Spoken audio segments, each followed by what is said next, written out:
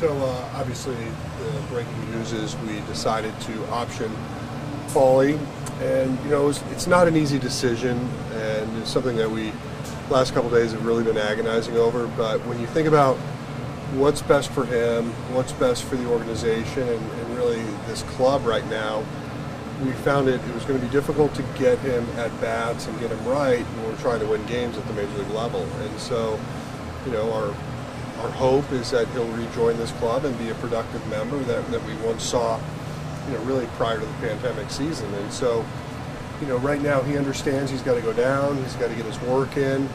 We did not put a timetable on it. We have no handshake agreement on what this looks like when it comes down to production. And our meeting, he took it like a pro. He understood it. Doesn't mean he was pleased with it, but he understood it. And ultimately he wants to get himself back here. And so that's the hope. And so the transaction is to get obviously Kramer Robertson up here. You're going to see Donovan at short tonight. And I think probably the next question is what does this mean for Tommy Edman? And Tommy's having an incredible season for us right now at second. We certainly know what's happening with Gorman down at Memphis, but we don't want to necessarily just move someone right away without some proper process and a way to get him some work before if eventually we do that. So, you guys can ask every day, if that's going to happen, but, we're going to try to get him some work before games. It's probably not going to happen overnight, and we'll see if if his transition over there is something that he's comfortable with and that we believe in. So it's really going to be a wait and see. And you didn't want to bring up Nolan now because you wanted him to get more at-bats every day down there? We just want him playing. Again, it's not necessarily about can we get him at-bats here. We can't if Tommy's at second. And we don't want to just move Tommy over there without a strategic plan, if you will, for that transition. You guys still believe, and DeJong, you've done this before, like Coldman and Bader. You guys still believe that DeJong will find it and will be back? I mean, we're still hopeful. Obviously we went into the season thinking he could do it. He, had a nice spring, but during the season he just has not gained traction to where, look, this game's about production. We can talk about hard hit balls, hard contact, but you guys can look at the numbers just like we can.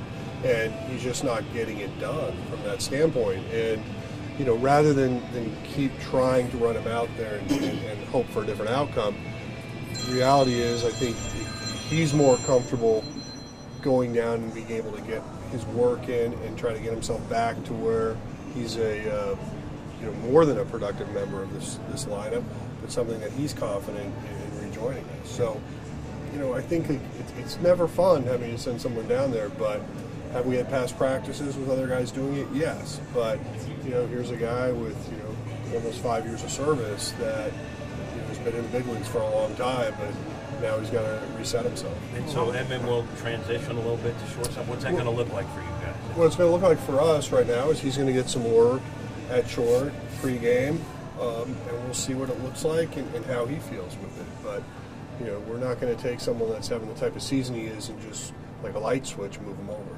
Well, how much of the last couple of weeks were you trying to be patient with DeJong, hoping that it kicked in at some point? Yeah, I guess I could reverse the question. How long do you think we were being patient, right? That's what I'm saying. How long? A lot of things were being written about that we were probably being too patient, and at some level, we recognize that, but we also know it's a long season, and we know he's working, we know he's trying, but he wasn't having that type of success that you need to see happen here. So, I think Sunday when we were flying back, staff and I met on the plane. We realized that we wanted to think about it. We used the off day to think, and here we are. What will he do specifically down there? Will he work with somebody individually, or how do you get his swing going? I think the most important thing is just getting into a routine of playing again, not having to look over your shoulder. As you can imagine, the pressure of playing at this level, especially in this city where winning is demanded, it's tough. And so that part will be reduced, and then we want him to get into a routine that he's comfortable with, that he believes in. I think he's had a lot of voices in his ear. I think we need to simplify that. I think we need it to be where whatever he decides to do, he believes in it. And it's not us having 5 or 6 people tell him what to do. ago, you said that the hope is that Paul DeJong can reset down in Memphis. When you're looking at him and his production and what he's doing there, what are some telltale signs that he would be able to improve and you would take as a positive? Well, I do think, numbers speak volumes, and so that'll be something we look at. But we'll also look at some of the things that might not jump out from a line score. But I also think it's sort of a mind frame. Like I said earlier, I think it's been really tough for him up here. Is he going to be in the lineup on a given day? Always, if he goes 0 for 1 right away, that's in his head. And I think now he has an opportunity to go play without having to think about those types of things. And hopefully, he can get himself into a rhythm, into a pattern where the thoughts of what was happening up here, he can put behind him. Was there a physical demand at shortstop that there's not at second with Tommy, maybe?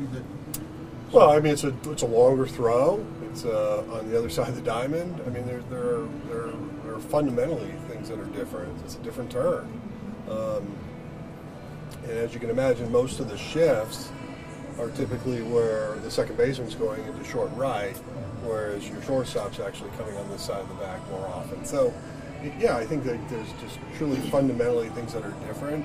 And, putting the ask on him midstream, I just think is something that we want to be cognizant of and give him the best chance of success and not just doing it as a knee-jerk reaction, because what we're seeing.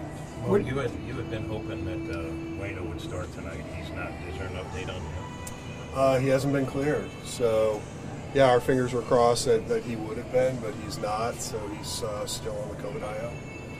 Well, with Mundo Sosa started in rehab with Springfield today, what does that time frame look like for him, and how is he, doing? Well, I think most importantly is going to see how he responds after he played today. I think you probably saw he got 2 hits, which was encouraging, that at least he's in a game and playing. He worked out here yesterday. I'd say it was a pretty robust workout, and he responded well to that. So we'll see how he feels tomorrow. Scheduled for 9 again tomorrow. It's an 11:35 game as well. If that were to go well, then you could possibly see him back here by Thursday. Is he maybe a big part of what you all will be doing at shortstop, at least here in the coming weeks while you're... I would imagine, yes. Yeah. Decision to start Packy, is this just trying to maintain regular rest on starters? I mean, obviously Miles could have pitched today, but with so many games in such a short stretch. Yeah, I think, there's always that sort of short view versus long view, and I think, right now we felt like we're just getting into the season. It's a long season. Let's just be patient. And, honestly, Packy's thrown well, so he'll get this opportunity, and we'll see how he does. Well, is Yepa as a guy, if he hits, you find spots for him, basically? Well, I think when you look at overall our sort of lineup construction and what's been going on, you're having somebody that's hitting middle to down in order, having production, and so we like that to continue. And so yeah, trying to find enough at-bats has been something that the manager's going to continue to do at this moment.